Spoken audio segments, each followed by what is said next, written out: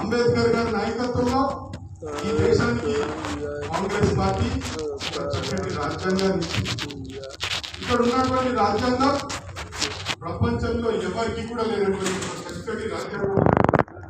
ఈ మూడింటిని కూడా లేకుండా చేయాలని చెప్పి ఇవాళ భారతీయ జనతా పార్టీ కుటీల ప్రయత్నం చేస్తా ఉంది.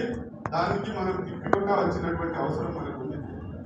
రేపు 2వ తేదీ నుండి ప్రతి దగ్గర 15 రోజుల ప్రోగ్రాం ఇక్కడ ఉన్నటువంటి నాయకత్వం అంతా కూడా కూర్చొని మాట్లాడి 15 రోజుల పాటు పొద్దున్న 2 గంటలు సాయంత్రం 2 గంటలు ప్రతి దగ్గరికి వెళ్ళి జై బాబు జై భీమ్ జై